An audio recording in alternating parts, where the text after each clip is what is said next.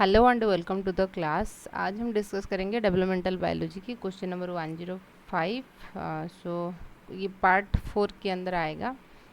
सो देखिए क्वेश्चन दे रखा है कि the membrane around Graafian follicle is known as.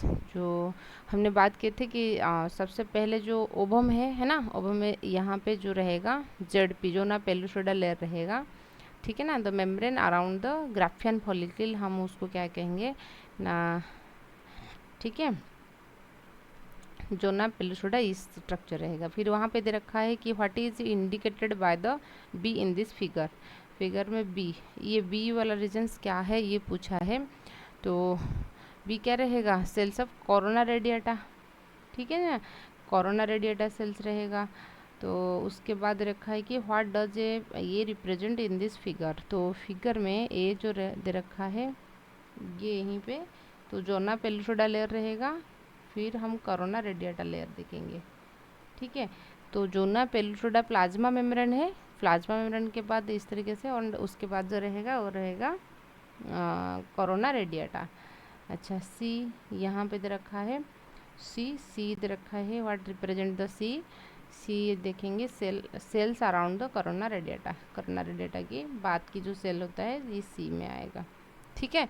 तो सबसे पहले इम्पोर्टेंट चीज़ याद रखिए, ओवम, ओवम की प्लाज्मा मेम्ब्रेन तो रहेगा। प्लाज्मा मेम्ब्रेन के बाद जो लेयर रहता है हम उसको जोना पेलुसोडा कहते हैं। फिर उसके बाद जो रहता है उसको हम कोरोना रेडिएटा कहते हैं, ठीक है। तो इसी तरीके से आप याद रखिए उनके सीक्वेंसेस। तो ऐसे ये फिगर के अकॉर्डिंग क्वेश्चन दे रखा है। देखिए the Graafian follicle release, Graafian follicle क्या कौन सी चीज़ें रिलीज करता है। Graafian follicle release secondary oocytes and primary oocytes हम बोल रहे हैं कि, है ना। तो यहाँ पे क्या होगा ना, ग्राफियन फॉलिकल के अंदर, ठीक है, सेकेंडरी oocytes ही प्रेजेंट रहता है, प्राइमरी oocytes नहीं। क्योंकि प्राइमरी oocyte जो है बिफोर बार्थ ना, बिफोर बार्थ ये सी जो के रहता है प्रोफेज फास्ट की, मेयोसिस फास्ट की प्रोफेज फास्ट में सी जो के रहता है।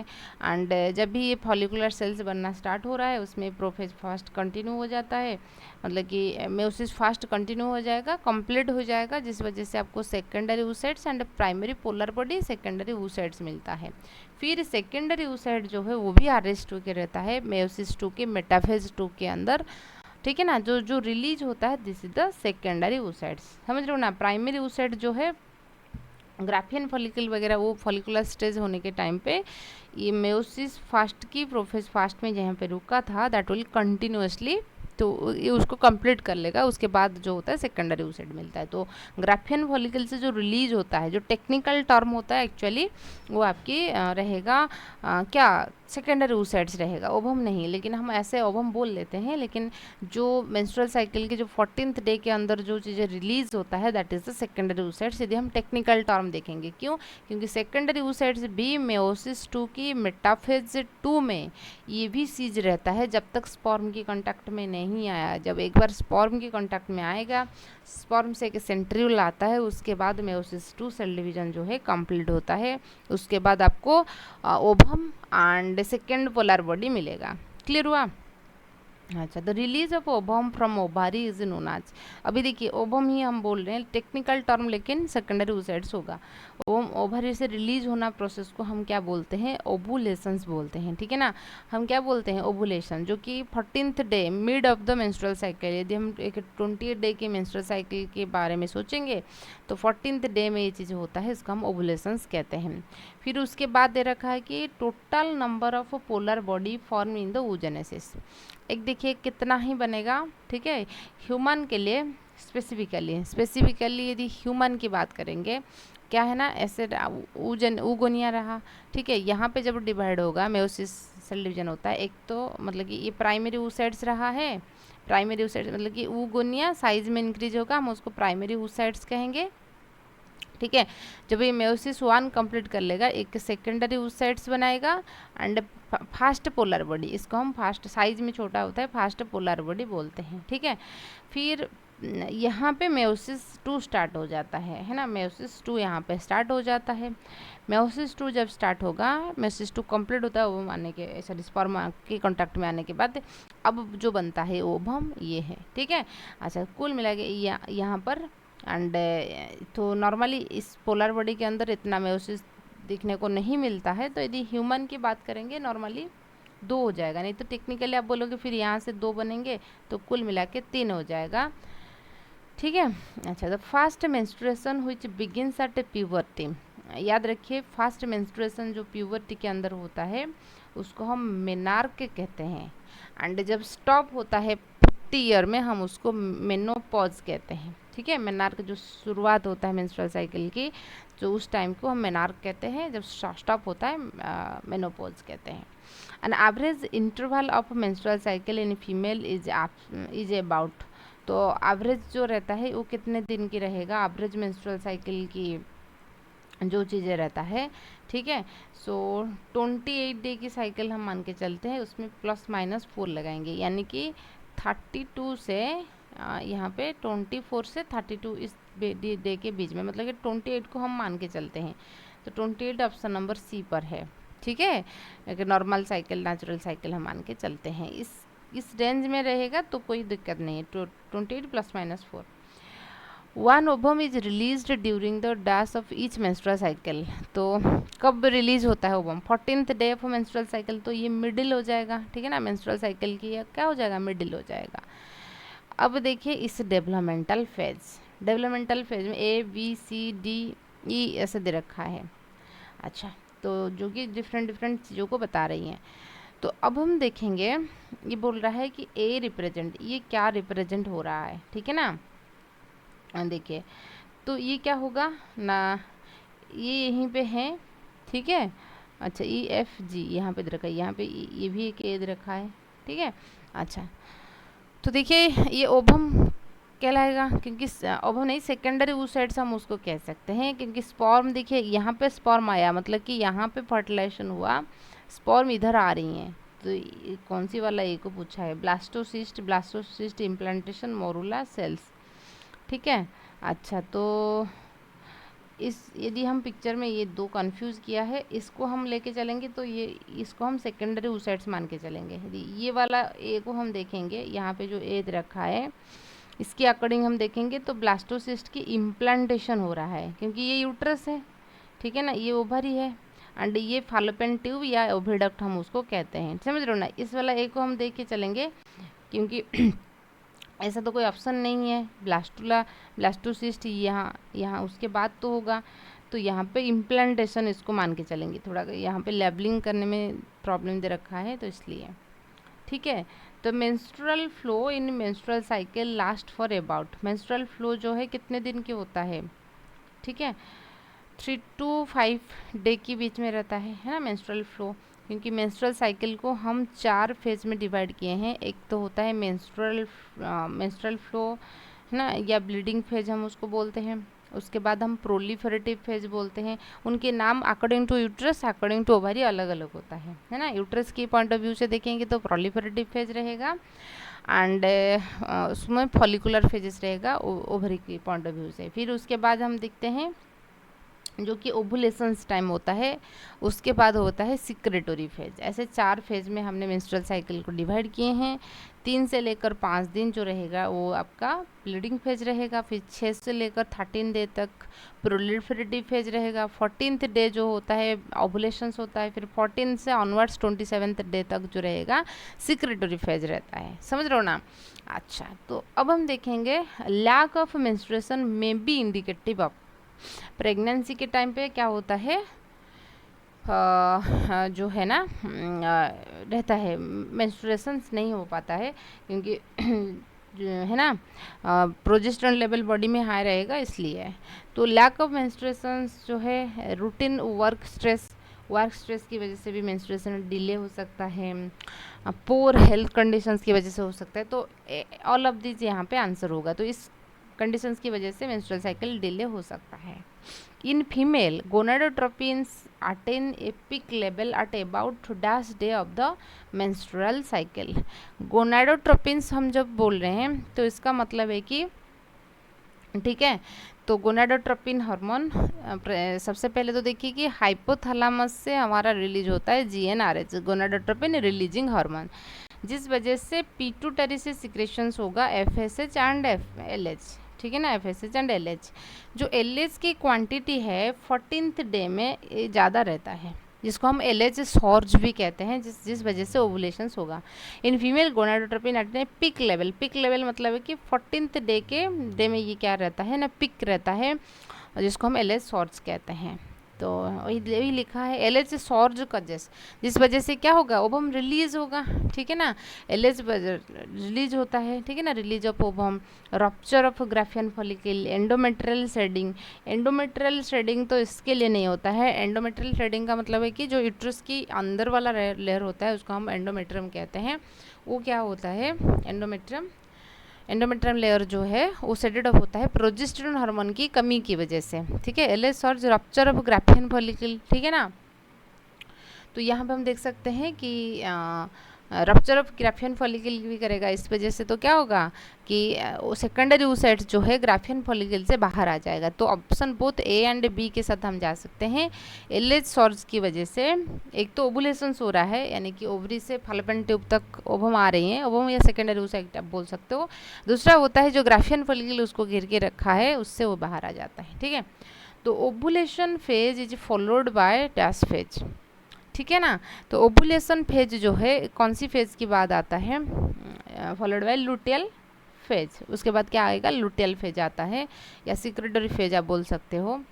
After ovulation Graafian follicle transfer into, तो ओवुलेशन के बाद क्या हुआ ना, ग्राफियन फॉलिकल से इस तरीके से ग्राफियन फॉलिकल लेयर था और उसके अंदर आपकी सेकेंडरी oocytes था, वो बाहर आ गया due to LH surge. LH hormones में ज़्यादा पिक था इसलिए आ गया। अब ये ग्राफियन फॉलिकल जो होता है ना, that will transfer into the corpus luteum, मतलब कि कुछ येलो कलर स्कार मार्क को ये कन्वर्ट हो जाएगा, इसको हम बोलते हैं कॉर्पस लुटियम, ठीक है। इस कॉर्पस लुटियम एक टेम्पोररी एंडोक्राइन ग्लैंड होता है, कुछ टाइम के लिए ये प्रोजेस्टेरोन को सिक्रेट करवाएगा। प्रोजेस्टेरोन सिक्रेट होता है जब तक, तो ये मेंटेन रखता है आपकी एंडोमेट्रियम लेयर को, यूट्रस की, ठीक है। यहाँ पे दो चांसेस होता है, हो सकता है कि स्पर्म जाएगा तो उस पर्टिकुलर टाइम पे, यदि तो फर्टिलाइजेशन होने की चांसेस है। यदि स्पर्म नहीं गया तो वो जो सेकेंडरी oocytes था वो डिग्रेड होने की चांसेस है। तो यदि स्पर्म नहीं गया, that corpus luteum is converted into corpus albicans, ठीक है ना। तो ये ब्रेक हो जाएगा। आल्बिकांस का मतलब कि पहले वो येलो कलर नज़र आ रहा था, अभी व्हाइट कलर नज़र आएगा। आल्बिकांस, अल्बिनो मतलब व्हाइट, ठीक है। यदि कॉर्पस लुटियम नहीं रहा है तो प्रोजेस्टेरोन नहीं बनेगा, नो प्रोजेस्टेरोन। यदि प्रोजेस्टेरोन बॉडी के अंदर कमी होगा, मतलब कि क्वांटिटी उनकी घट जाएगा, तो एंडोमेट्रियम लेयर जो है अपने आप से डेड ऑफ हो जाएगा, ठीक है ना, जिसको हम मेंस्ट्रुअल फ्लो कहते हैं। तो ये रखा है कि ग्राफियन फॉलिकल जो है ट्रांसफॉर्म हो जाता है कॉर्पस लुटियम को, ठीक है। Large amount of progesterone is secreted by, उसको कौन, लार्ज अमाउंट ऑफ जो रहेगा उसको कॉर्पस लुटियम अभी मैंने बताया, आप CP याद रखिए। कॉर्पस लुटियम जो है प्रोजेस्टेरोन सिक्रेट करवाता है। If fertilization does not occur, corpus luteum किसको कन्वर्ट हो जाएगा, डिजेनरेट हो जाएगा, कॉर्पस आल्बिकांस को, डिजेनरेट हो जाएगा, प्रोलिफरेट नहीं, रीजेनरेट नहीं, डिजेनरेट हो जाएगा, ठीक है। और उसके बाद देखेंगे the stage in human female when menstrual cycle cease at the age of 50, तो उसको हम क्या कहते हैं, मेनोपॉज कहते हैं, ठीक है ना। पॉज जैसे कोई भी आप ऐसे म्यूजिक मान लीजिए, गाना सुन रहे हो ना, ये कि पॉज वाला बटन आता है, तो जहाँ पे आप थोड़ा स्टॉप कर लेते हो, ठीक है ना, उसको मेनोपॉज कहते हैं। जब स्टार्ट होता है हम उसको मेनार्क कहते हैं। अच्छा, फिर हम देखेंगे once the sperm is injected into the female genital tract which junction is primarily concern with meeting of sperm, तो ये कौन सी एरिया में होता है, एम्पुलर इस्थेमिक जंक्शंस मैंने बात की थी आपको, जो कि जहाँ पे फैलोपियन ट्यूब की वो हिस्सा होता है जहाँ पे फर्टिलाइजेशन होगा। हमने बात की थे ये ओवरी है फैलोपियन ट्यूब की, ऐसे है ना, 3 पार्ट था, हमने बात किए थे इन्फोंडिबुलम, एम्पुला, इस्थमस। ये होता है इन्फोंडिबुलम, ये होता है एम्पुला, ये होता है इस्थमस। तो इस एम्पुलर इस्थेमिक जंक्शंस में होता है, या तो आपको देखिए ऐसे जंक्शंस पूछा है तो ऐसे लिखना है, नहीं तो आपको क्या लिखना चाहिए था, यदि सिर्फ और सिर्फ एम्पुला इस्थमस इन्फोंडिबुलम दे देगा तो एम्पुला आप लिखोगे, ठीक है। तो all copulations do not leads to pregnancy, the most appropriate reason to support this statement. तो देखिए हर बार प्रेगनेंसी होगा ऐसा कोई ज़रूरी नहीं है, क्योंकि प्रेगनेंसी होने के लिए फर्टिलाइजेशन चाहिए, और फर्टिलाइजेशन कौन सी किस किस के बीच में होता है, ओवम एंड स्पर्म के बीच में। यदि इस पर्टिकुलर 14th डे के अंदर ओवम जो है फैलोपियन ट्यूब की एम्पुलरी रीजन्स पे है, उस पर्टिकुलर टाइम पे यदि कपुलेशंस हुआ, ठीक है ना, यदि स्पर्म गया, then only fertilization occur, and fertilization होगा तभी तो इम्प्लांटेशन होगा, प्रेगनेंसी परसिस्ट करेगा।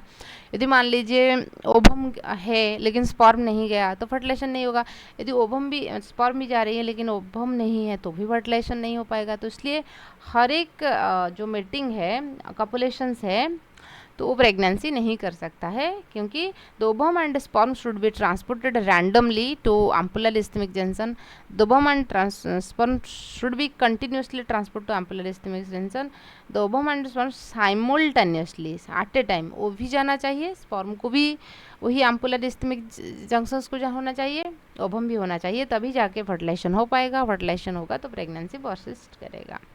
ठीक है, तो ये वाला ऑप्शंस होगा।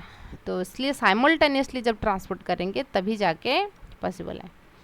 The sperm comes into contact with dash layer of ovum to cause fertilization. तो ओवम की वो कौन सी लेयर के कांटेक्ट में आएगा, जोना पेलुसिडा, क्योंकि प्लाज्मा मेम्ब्रेन रहता है, उसके बाद जो रहता है जिसको जोना पेलुसिडा, उसके बाद कोरोना रेडिएटा, उसको उनमें कोरोना पेनिट्रेटिंग एंजाइम्स होता है, उनकी एक्रोजम में सीपी एंजाइम होता है, उसको पेनिट्रेट करके आके अटैच हो जाएगा जोना पेलुसिडा लेयर में। ठीक है ना। अच्छा, once sperm fuse with ovum the remaining sperm can not fertilize ovum, what changes are responsible for such phenomenon. Actually क्या है ना, यहाँ पे पॉलीस्पर्मी एक चीज़ों को रोका जाता है। मान लीजिए ये ओवम है, ठीक है ना, यहाँ पे ऐसा नहीं कि एक ही स्पर्म यहीं पे है, यहाँ पे बहुत सारे स्पर्म होता है, लेकिन हमको क्या चाहिए, हमको ओवम के पास हैप्लॉइड मतलब कि न्यूक्लियस है, हैप्लॉइड है ना, स्पर्म से और हैप्लॉइड चाहिए, हमको एक डिप्लॉइड जाइगोट चाहिए। मान लीजिए 2-4 स्पर्म एंट्री होंगे तो ट्रिप्लॉइड, क्वाड्रिप्लॉइड कुछ ऐसा हो जाएंगे जो कि वायबल नहीं है, मतलब सस्टेन नहीं करेगा। तो इसलिए पॉलीस्पर्मी को रोका जाता है। एक बार एक स्पर्म अपनी जो न्यूक्लियस है इसके अंदर एंट्री करवाया, उसके बाद और कोई दूसरे स्पर्म नहीं जा पाएंगे। ठीक है ना। उसको पॉलीस्पर्मी को रोकने के लिए बहुत सारे मैकेनिज्म्स, मतलब कि नॉर्मली 2 मैकेनिज्म होता है, एक स्लो, एक होता है फास्ट। एक तुरंत होगा, जो फास्ट होगा वो मतलब कि शॉर्ट टर्म के लिए होगा, एंड जो स्लो प्रोसेस होता है वो लॉन्ग टर्म के लिए होता है। Once a sperm fuse with an ovum, the remaining sperm cannot fertilize. What changes are responsible for such phenomenon? तो कौन सी चेंजेस जो है रेस्पॉन्सिबल होता है, selective permeation through ovum, specific spatial arrangement of corona radiata cells, change in membrane की जो potential होता है ये चेंज हो जाता है। जैसे कि हम देखेंगे ओवम रिलीज टॉक्सिक सब्सटेंसेस, नहीं ऐसा तो नहीं है, मेम्ब्रेन की जो परमेबिलिटी है वो चेंज हो जाता है। देखिए कैसे, तो 2 चीज़ याद रखिए कि ओवम जो है ये कुछ केमिकल सब्सटेंस रिलीज करता है जिसको हम फर्टिलाइजिन कहते हैं, फर्टिलाइजिन, एंड स्पर्म से कुछ केमिकल सब्सटेंस रिलीज होता है जिसको हम एंटी फर्टिलाइजिन कहते हैं। एंटी अपोजिट होता है, ठीक है ना, अपोजिट पोल, जैसे आप ऐसे मान के चल सकते हैं ये नेगेटिव है ये पॉजिटिव है, एक दूसरे को अट्रैक्ट करेंगे। फर्टिलाइजिन एंटी फर्टिलाइजिन जो होता है एंटी फर्टिलाइजिन, ठीक है, एक दूसरे को अट्रैक्ट करेंगे, तो सारे स्पर्म के पास वही चीज़ रहेगा, है ना। अच्छा, तो इसको आप ऐसे मान के चल सकते हैं, negative negative negative, and ovum के पास जो है पॉजिटिव, इसलिए वो एक दूसरे को अट्रैक्ट किए। मेम्ब्रेन के पास यहाँ पे पॉजिटिव पॉजिटिव था। ठीक है, जब एक स्पर्म एंट्री करेगा, क्लियर हुआ। अच्छा, पॉजिटिव नेगेटिव था, एक दूसरे को अट्रैक्ट कर रहे थे, तो बहुत सारे यहाँ पे स्पर्म जो है अटैच होके थे। जब एक स्पर्म, मान लीजिए ये वाला पहले एंट्री कर लिया, तो अब इसके अंदर नेगेटिविटी हो गया, इस पर्टिकुलर एरिया में जो है नेगेटिविटी हो गया, बाहर से भी उनके पास तो नेगेटिव था, ये नेगेटिव नेगेटिव एक दूसरे को रिपेल करेंगे, तो यहाँ पे चला जाएगा, मतलब ये दूर चले जाएंगे। यहाँ पे जो चीज़ें बनता है उसको हम फास्ट ब्लॉक कहते हैं, FIRST नहीं, फास्ट, तुरंत, FAST फास्ट, ठीक है ना, तुरंत होता है, लेकिन एकदम शॉर्ट ड्यूरेशंस के लिए होता है। उसके बाद जो चीज़ें होगा वो आपकी स्लो ब्लॉक होता है लेकिन परमानेंट होता है, ठीक है ना, स्लो होगा लेकिन परमानेंट होगा। तो इसलिए पॉलीस्पर्मी को ब्लॉक करने के लिए 2 मैकेनिज्म होता है, fast block, slow block, fast block immediate, slow block later, ठीक है। अच्छा, तो इसलिए पॉलीस्पर्मी को रोका जाता है, ठीक है। Change in the membrane zona pellucida, उनकी परमेबिलिटी चेंज होता है। After entry of sperm into cytoplasm of ovum which of the following event takes place. Sperm जो है ओवम की साइटोप्लाज्म के अंदर एंट्री हुआ, उसके बाद क्या होगा, मेयोसिस सेल, मतलब कि जो सेकेंडरी oocytes था, है ना, ओवम की जो सेकेंडरी मैंने बात की थी ना, जो रिलीज हुआ है that is the secondary oocyte। Secondary oocyte जो है अपनी मेयोसिस 2 की मेटाफेज 2 में सीज हो गया था। जब तक स्पर्म के कांटेक्ट में नहीं आए, मतलब कि स्पर्म से जो है कि सेंट्रियोल उनको चाहिए, उस सेंट्रियोल आने के बाद मेयोसिस 2 सेल डिवीजन जो है वो कंप्लीट हो जाएगा, then we find the secondary oocyte and second polar body. Clear हुआ। तो मेयोसिस डिवीजन जो है सेकेंडरी oocytes की वो स्टार्ट हो जाएगा, मतलब कि वो स्टार्ट होकर कंप्लीट हो जाएगा। Meiosis cell division of the secondary oocyte, mitosis नहीं, मेयोसिस। प्राइमरी oocytes का तो कब से हो चुका है। अच्छा, फिर हम देखेंगे the human female has use of the following sex chromosome pattern. Human female के अंदर एक्स एक्स रहता है फीमेल, यदि एक्स वाई रहेगा, यदि मेल तो फीमेल पूछा है तो एक्स एक्स रहेगा, यदि मेल पूछेगा तो एक्स वाई रहेगा। फीमेल प्रोड्यूस ओनली, जो फीमेल है ये प्रोड्यूस क्या करता है, एक ही टाइप की गैमेट, जितने भी ओवम बनेगा सब में एक्स रहेगा, लेकिन मेल के केस में 50% स्पर्म के पास एक्स क्रोमोजोम और 50% स्पर्म के पास वाई क्रोमोजोम रहता है, ठीक है ना। Female produce only one type of gamete that is the X, one type X. अच्छा, scientifically sex organ of the baby is determined by. Scientifically sex organ of the baby कौन determine करता है, scientifically यदि हम बात करेंगे कौन determine करता है, ठीक है। तो ये भी चीज़ें है ना। देखिए, तो ऑलवेज ओवम के पास तो एक्स क्रोमोजोम रहता है, यदि एक्स क्रोमोजोम वाला स्पर्म आके फर्टिलाइज किया तो एक्स एक्स हो जाएगा, मतलब कि फीमेल होगा। यदि वाई क्रोमोजोम वाला स्पर्म आके फर्टिलाइज किया तो एक्स वाई हो जाएगा, तो मेल हो जाएगा, ठीक है ना। और रेस्पॉन्सिबल कोई नहीं है, ठीक है ना। लोग बोलते हैं कि मैं जो अनएजुकेटेड है वो बोलते हैं कि फीमेल जो है वो बेटी बनी हुई है तो मम्मी जो है जिम्मेदार है, बेटा बना हुआ है तो, है ना, तो है ना रेस्पॉन्सिबल है ना। एजुकेटेड मास बोलते हैं कि मेल रेस्पॉन्सिबल है, रेस्पॉन्सिबल कोई नहीं है, क्योंकि मेल को कैसे पता है कौन सी स्पर्म जा रही है, वाई क्रोमोजोम वाला या एक्स क्रोमोजोम वाला, समझ रहे हो ना। तो ये तो कि बाई चांस प्रोसेस होता है, कौन सी एक्स क्रोमोजोम के साथ कौन सी वाई फ्यूज़ करेगा या एक्स फ्यूज़ करेगा, वो किसी के लेकिन चाहत में नहीं है, ठीक है। तो कोई भी रेस्पॉन्सिबल नहीं है, लेकिन जो, ठीक है, ये जो चीज़ें हैं, क्योंकि एक था ब्लेम लोग करते हैं, इसको ब्लेम करते हैं नहीं, तो एजुकेटेड मास ब्लेम करेंगे मेल को, ऑन एजुकेटेड है फीमेल को, तो कोई रेस्पॉन्सिबल नहीं है, इतना मान के चलिए। After formation of zygote it cleavage start हो जाएगा 2, 4, 8, 16 daughter cells is called morula. तो याद रखिए up to the 16 cell stage तक हम उसको मोरूला कहेंगे। आपको ऐसे डायरेक्ट भी क्वेश्चन आ सकता है कि जो है ना मोरूला कब तक रहेगा, ब्लास्टुला, ठीक है ना, इस तरीके से चीज़ रहता है। एंड हर एक सेल्स को, ठीक है ना, हर एक सेल्स को हम क्या बोलेंगे, ब्लास्टो, ठीक है ना, ब्लास्टोमियर बोलते हैं, ठीक है ना। After formation of zygote it cleaves into 2, 4 cell daughter, अच्छा डॉटर सेल बोला है, इस स्टेज नहीं बोला है, डॉटर सेल्स बोला है। देखिए मैं आपको यहाँ पर ड्रॉ करके बता देती हूँ ताकि आप क्लियर हो जाओगे। सो सबसे पहले क्या हुआ ना, फर्टिलाइजेशन हुआ। डेवलपमेंटल में हम फर्टिलाइजेशन देखने के बाद ये चीज़ देखते हैं कि किस तरीके से डेवलपमेंट होता है। ये मान लीजिए ओवम है, एन है, ये है स्पर्म, एन है, तो फ्यूज़ किया 2n बन गया, यानी कि जाइगोट बन गया, ठीक है। देखिए ये हैप्लॉयड सिंगल सेल है, ये भी हैप्लॉयड सिंगल सेल है। जाइगोट जो है डिप्लॉयड सिंगल सेल है। क्लियर हुआ, सिंगल सेल है या डबल सेल है, मल्टी सेल है, ऐसे पूछा जाएगा। जाइगोट में क्लीवेज स्टार्ट हो जाता है, 1 से 2 सेल बन जाएगा, फिर एक बार क्लीवेज हुआ, 2 बार हुआ तो 4 बन जाएगा। हर एक सेल्स को हम क्या बोलेंगे, हम बोलेंगे ब्लास्टोमियर, ठीक है ना, ब्लास्टोमियर बोलेंगे। 2 सेल स्टेज में 2 ब्लास्टोमियर है, 4 सेल में मतलब कि हर एक सेल को ये 2 में डिवाइड हो गया ना, तो ये एक सेल है, ये एक सेल है, तो 1 ब्लास्टोमियर, 2 ब्लास्टोमियर, यहाँ पे 4 ब्लास्टोमियर है, यहाँ पे मान लीजिए 8 ब्लास्टोमियर है, फिर 16 ब्लास्टोमियर है। लेकिन ये जो 16 ब्लास्टोमियर वाला स्टेज को हम मोरूला स्टेज कहते हैं। क्वेश्चन में पूछा है कि क्लिव 2, 4, 16 डॉटर सेल्स, इस सेल को हम क्या कहेंगे ना, ब्लास्टोमियर कहेंगे। स्टेज को, इस पर्टिकुलर स्टेज को हम क्या बोलते हैं ना, मोरूला स्टेज बोलते हैं, ठीक है।